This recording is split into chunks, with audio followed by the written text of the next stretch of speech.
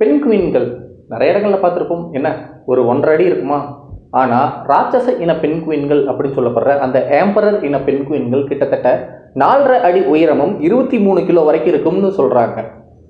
4.5 அடி உயரம்னா பெருசு தான்.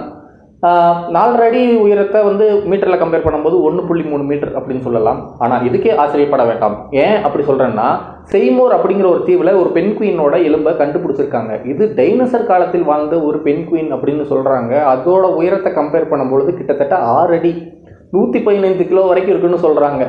6 அடினா யோசிச்சு பாருங்க, ஒரு மனுஷனோட சராசரி உயரம் 6 அடி.